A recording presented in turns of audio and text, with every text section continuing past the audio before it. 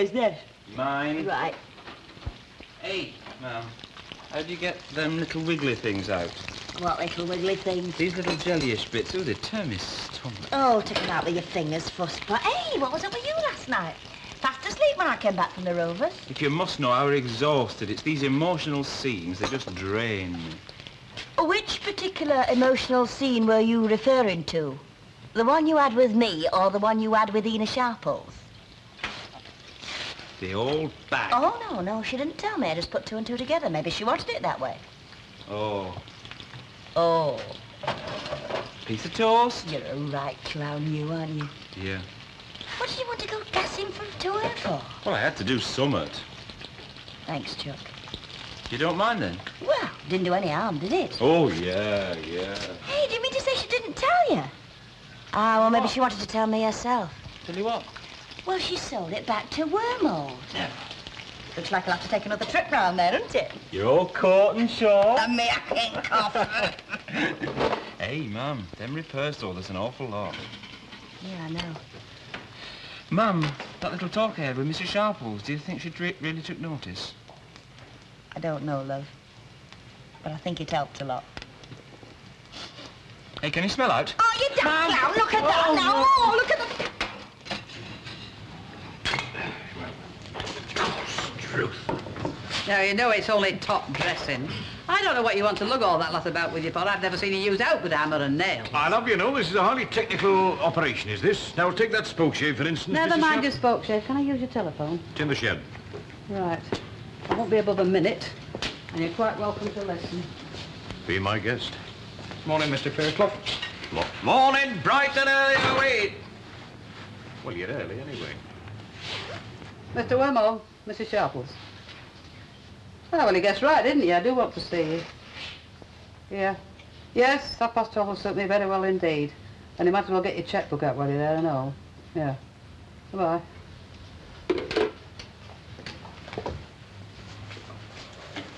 Well.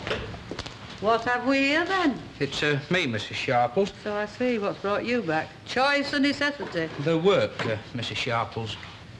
Oh, the work, eh? Hey, work. Yes, Mr. Fairclough. Yes, Mr. Fairclough, what's up with you this morning? Have you had a rough night or something? You look like an old nag that's just been broken in. I'll just put my snap bag in office if you'll excuse me, Mr. Fairclough.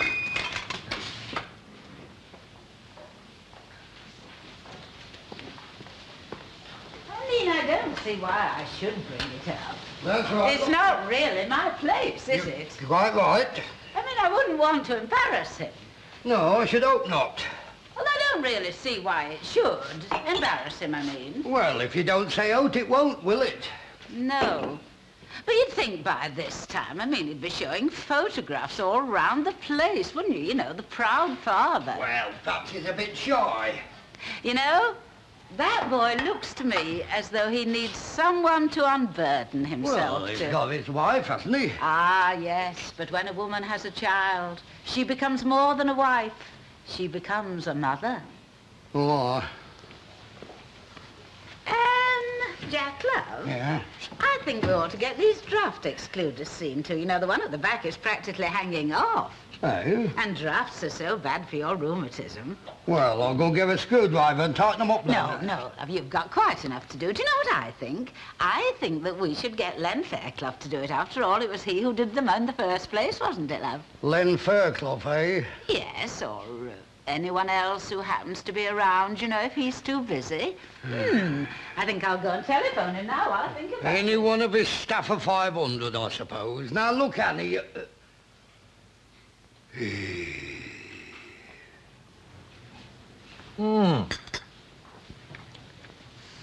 An excellent brew, Miss Newton, as usual. I must congratulate you on your touch. Yes. It's funny to think it'll be your last cup of coffee. I beg your pardon? Oh, I mean here, of course. I suppose at head office you've got lots of girls waiting on. Yes, there is a tea lady, Mrs. Faulkner, if my memory serves me correctly. A lady equipped with all the modern gadgets. But I'm quite sure that her automatic urn can in no way compare with your humble implements. the personal touch, you know. It's very nice of you to say so. Well, I think everything seems to be ship-shape of Bristol fashion. You should find it quite plain sailing on your own. Oh, yes, I'm well stocked up on all the new season's lines. Oh, if you could just give them a reminder about the girls' frilly petties when you get to head office. They're always a bit slow with them, and the mothers do like to get the children's wit rig-outs well in advance. Ah, spring. That brings to mind an idea that I had for the... No. I mustn't trespass on what is now your province. Oh, please, Mr. Swindley, I'd welcome any advice you can. I've always felt that I had something of an artistic bent. Oh, you have? Look what that man from Dobson and Hawke said about your window display. Yes, quite. It was in that realm that I thought perhaps to make my parting gesture, leave my mark, as it were. Oh, I'd be delighted. What were you thinking of? Gambolling lambs. Lambs? And toadstools. And little gnome-like creatures. Toadstools, Mr. Swindley. I think I might be able to get hold of a few large mushrooms, but toadstools... Papier-mâché, Miss Newton, papier-mâché. One can hire these things. We can make our theme spring with waving daffodils. And Easter bonnets. We have some little children's hats. Just come in. Excellent. Oh, I'll show you one. And perhaps a spray of pussy willow and croci. Must have croci. Is this the sort of thing you had in mind? Does she mean me? I'm so sorry, Mrs. No, nothing personal. Miss Newton, would you perhaps deal with Mrs. Lindley while I go and see Leonard Fairclough about the raw materials for my tour de force? Is tour de what? Toadstools. Oh. All right, Danny, love, but why can't he get Jack just to screw it up with a screwdriver? Oh, yeah. Yes, anything for peace and quiet, love, yeah. Yes, I will. I'll be down later on. Oh, I see. Ah, well, we'll have to find out how he's fixed now, won't we? Yeah, well, of course you can do it, but I don't know when. Well, you're not likely to suffer from exhaustion before that, are you? All right, then. Ta-da, Mrs. Walker. Yeah, yeah. Admirable. Well, how many lengths then, Mr. Swindley? Oh, say a dozen. Stop. Right. Right, you want to do it yourself, Brigade, Mr. Swindley? Oh, no, not at all. This is somewhat of a special venture, of a rather more artistic nature. You don't say. I have very little patience with the humdrum routine. What really interests me is the creation of art, as it were. Oh, I such as? Ah, no, I'm afraid that's a little secret, Leonard. I won't tell a soul. No, I must preserve the element of surprise. I shall return in due course. Right then, mate. A lady only wants you down at the Rovers, the double, a big contract. 2 draught excluders to be screwed up. She says they wobble. Oh, do I have to? It's a royal command is this, mate. She specially asked for you. Yeah, she yaks too much. Mrs. Walker, I wouldn't say that. Well, look, I've got this Victoria Street job somewhere in here. I've got to be starting before dinner. I'll do it later on. You shouldn't have this fatal fascination for women. Oh, shut up. Mr. Fairclough. Okay.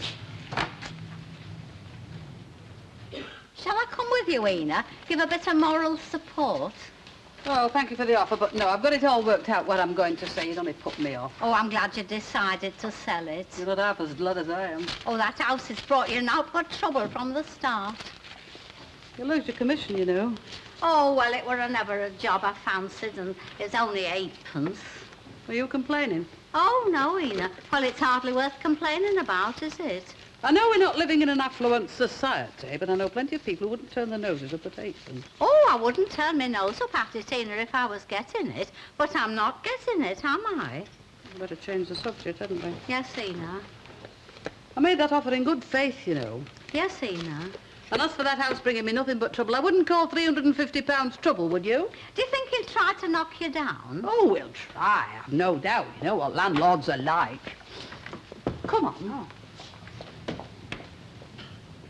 I would say that a couple more similar lengths would suffice, Leonard. Well, hang on then.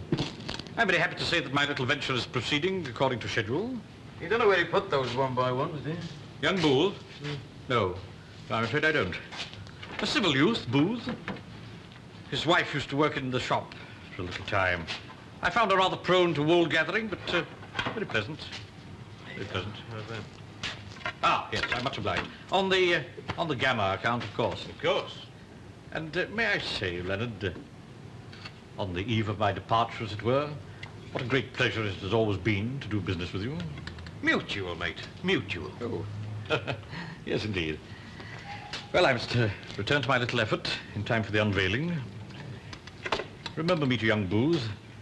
Although I suppose under the circumstances it's quite on the cards that we shall occasionally meet, living in the same area. Why, have you moved? Moved? I? Oh, good gracious, no.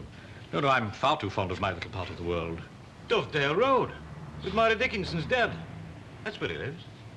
Really? You surprised me. He was undoubtedly on number 64 bus last night. Well, he was working till 10:30. 10:45 out of Victoria Street. I'd been to a PPOP meeting.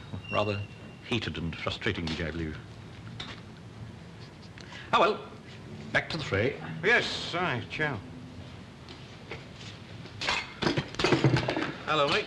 All right. Now do you go on Victoria Street? All finished. Well, there's only any walking now then, isn't there? Yeah. You and I will knock off early tonight, mate. After all, I don't want Myra around my neck, do I? Well, I haven't said I mind, have I? No, just saying, though. Did you miss your bus last night? No, I didn't miss my bus. Oh, thought perhaps you had, you know. How's old man Dickinson going on these days? He's all right. All right, is he?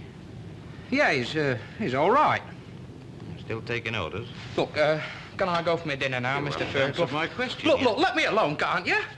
Just belt up and let me alone.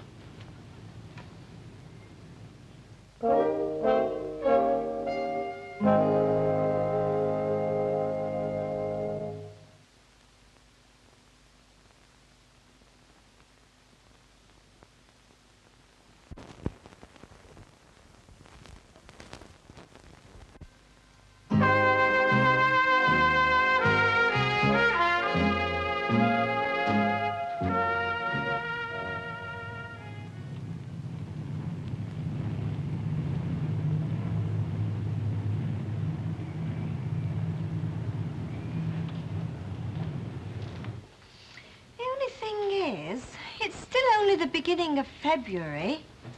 Aren't we being perhaps a little premature? Oh, on the contrary. I have another daffodil, please, Miss Newton. Yes. The greyer the skies, the greater the appeal of a display such as ours. It really is awfully pretty. I gather you approve. Oh, I do. I could never have done anything half so good. You are artistic, Mr. Swindley, there's no doubt about it. I love this little fellow. Yes. Hardly what I would describe as pretty. Rather frightening. I was thinking he had a look of, well, Mrs. Sharples. Now, student. Oh, I wasn't meaning to be unkind. As I was saying, we must deploy our talents as best we can. Merit will out. We shall all find our rung on the ladder of life. Oh, yes, indeed. And when the time comes, Miss Nugent, we must be ready, as I am. Oh, Mr. Swindley, please don't talk like that. You're only young. You've years ahead of you. Beg your pardon? You mustn't even think such things. I'm referring to Mr. Papagopoulos and my elevation to head office. Oh. On my journey to the pinnacle, I shall not be one to forget old friends, no matter what heights fate has destined me for. Oh, no, I'm sure you won't, Mr. Swindley. I was thinking more particularly of yourself. Oh, dear. I've long thought that your talents were not fully exploited here. Oh, I'm sure they are. I mean, I really don't have any real ambition. Your ambition? Well, not so you'd notice. I'm really quite happy here. But is happiness enough, Miss Nugent? Is happiness enough? Well, I'm sure I'd be a fish out of water anywhere else. It present no difficulty, you know. A word of recommendation in the right ear. Oh, well, it's very kind of you, but I don't... I'm sure that there are jobs in the Gamma hierarchy that would be more worthy of you. But I want to stay here. Well, I'm sorry, Mr. Swindley, but I do. I like it here. I like the people. I know it here. And it's all I want. Truly. I see. You surprise me. However... I'm afraid I'm not really worthy of your interest. Oh, I disagree. I disagree most strongly there, Mr. Well, would it be all right if I go to lunch now? Yes. Yes, of course. Try the Ingies. You can't tell me that it takes two of you to do a fiddling job like that. I am the foreman. Get away with you. And you didn't send me no fancy bills, you know. If you employ the best team in town, you got to pay fancy prices, you know. A highly skilled job is screwing on draft excluders. Why, I could have fixed it myself in 2 minutes. I know, you're chucking your breast around, aren't you? You'll be asking me to scratch your back next. It weren't my idea, you know. Aye, here we go. Jerry, love. Eh? Oh, your screws were loose, Mrs. Walker. No, Jerry, love, it wasn't really about the draft excluders. I wanted to talk to you. I wanted to know if they were all well at home. You and Myra. You're living with Mr. Dickinson now, aren't you, dear? Yeah. Yes, that must be very convenient, particularly under the circumstances. Very convenient, I'm sure. Give us another pint in here, will you, Jack? Yes, right. And you can manage another pie, can't you, mate? Get another one down your gob there. Another pie for this draft excluding friend of mine. Yes, please. Hey? I'll have a drink. Who asked you? You did. When? Last night. You said you didn't want one. Oh, well, of course it was last night. Am I too late then? Oh, give her something to knock her unconscious. She's in one of her funny moods again. Hey, old Wormold will have to look to his laurels, won't he? How do you know? Oh, well, I worked it out with my tiny little head. Yeah, but how did you know she was going That Ena Sharples has sold your house back. What you tell you? I'm psychic. I suppose you know that Willie Piggott's case comes up before the magistrates this week, eh? Albert was telling us. Right upset about appearing he is. Well, I'm sorry, I can't cry for him. I've got enough troubles of my own. Really, Mrs. Tanner, I don't think that is the attitude to take. Look, all he has to do is to appear in court, then he goes on a Mediterranean cruise for holiday to forget. I'll cry for him, I'm sure. Assuming he's free to go away on a Mediterranean cruise, or anywhere for that matter. Could get a fair stretch, you know, if he's found guilty. There is no if about it, is there? I mean, it's obvious what the verdict will be before it starts. Oh, thank you. Bye-bye. And it's all so unfair.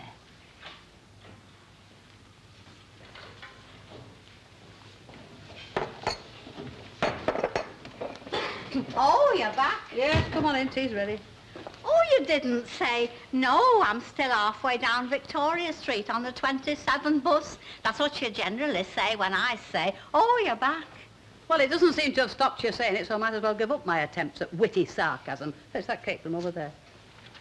Oh, Ena, is it fresh cream? Well, it's none of that whitewash muck from Fly Lindsay's. It's what Annie Walker would call a gatto. Oh, and pineapple and all. Oh, it can't have been cheap. 6 and 6pence. Now, come on, let's get stuck in before it gets turned. Oh, Ena, it's lovely. Well, what?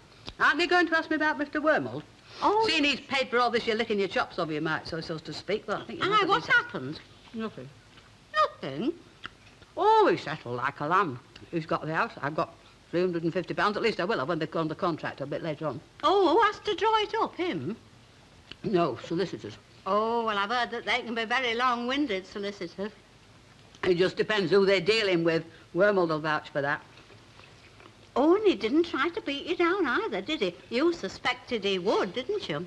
£350 without a quibble. He stuck to his original offer, I'll give him that. But it was what I laid on him that stuck in his gullet a bit. What you did? What about? Well, I made him promise to be responsible for the outstanding repairs on Elsie Tanner's house. Now, come on, get on with it before it turns. Do that and I'll bite you. Oh, if it didn't, Mrs. Tanner. Well, go on, I'll give you 3 guesses. Who did you think it was? I thought it was Mademoiselle Fifi, the French maid. What's all this gear, then? I am house cleaning. I've been known to do it before, you know. How can she be so cruel to me when I've come here out of the kindness of my heart? I'll be cruel to you now. Like a little ray of sunshine, I prefer I have to the tell frog, you thank exactly you. what you want to know. Well, Well, what? well, what exactly do I want to know? I'm waiting for the rude interruption. I'll be ruder than you No, think. wait a minute. I've had a phone call from your mate, Wormold. He's no mate of mine. He is now. He's agreed to go ahead with those repairs that you gave me. That I gave you? You mean Well, all on the list? The whole blinking thing, yeah. The whole lot. The walls, the replastering, the redecorating, the whole thing. Ah, Ah, bless him. I always knew he was a doll. Bless him, you might say, yeah. But I'll tell you something for now. You'd never have got this lot out of Ena Sharples. Nymphs and shepherds come away. Beg your pardon, Mrs. Sharples. And she's fairly glad in there. It's had a funny effect on me. I've come all over queer. It is rather delightful, isn't it? Delightful. It reminds me of something off the ghost train at Blackpool. All them little dangling things. What's it reckoned to be, any road? Mr. Swindley did it. Oh, I might have known. It's symbolic of the coming season, the birth of small things, of our current sales slogan, Think Spring. Well, you can think what you like. I'm going to think winter till May 31st. Cast ne'er a clout till May be out. Well, the window's catering to the younger element, Mrs. Sharples. Well, in that case, it ought to have an X certificate. Half the things in there have frightened the little souls to death. Look, I mean, this thing here, look at it. That, for instance. Oh. It's as ugly as sin. Well, yes, perhaps that one is a bit... but I do think the rest of the display is very Ah, charming. Mrs. Sharples. So you've noticed my little effort. Yes, I have. My parting gesture to Miss Nugent. Oh, it's the day you're off then, is it? Yes, yes, off for a little while. To the corridors of power, as they say. You want to watch out. Watch out. They've got some very funny fellows up there, you know. Oh, really? It's all right, you can turn your nose up, you know very well what I mean. On the The contrary. crunch. That's what you want to watch out for. The crunch? The chopper. The day they chuck the old ones out and bring the young ones in. I hardly think that applies to Mr. Swindley, Mrs. Sharples. Oh, yes, it does. They're not all as starry-eyed about him as you are, you know. You want to watch out for that Mr. Papa Watts, isn't he? Oh, come, Mrs. Sharples, it's a sheer melodrama. Is it? You wait and see and don't say I didn't warn you. Oh, quite the cynic, aren't you, Mrs. Sharples? I'm a practical woman, as you very well know. Judge not, that ye be not judged. Matthew 7:1. Beware lest ye, being led away with the error of the wicked, fall not from your own steadfastness. 2 Peter 3:17. I think you're being very pessimistic, Mrs. Sharples, and anyway, Mr. Papagopoulos isn't wicked. He's a very nice man. Well, if you think so much about him, I wonder you don't go and pace the corridors of power with him. He'll give you plenty of opportunity. That's... well, it's different for me. Well, I appreciate your concern, Mrs. Sharples, but I can assure you that your fears are quite groundless. These big money tycoons are not the unprincipled ogres that you make them out to be. Ah, well. There's none as blind as them as don't want to see. I wish you luck. Thank you, Mrs. Sharples. Although, perhaps after all, it's just as well that you're off. I don't think we could stand many more shocks like this. One man's meat, Mrs. Sharples. One man's meat. Well, Miss Nugent, I think that's all. Lock up. 6 o'clock. Sharp. Au revoir. Au revoir, Mr. Swindley. Hey, don't forget the crunch.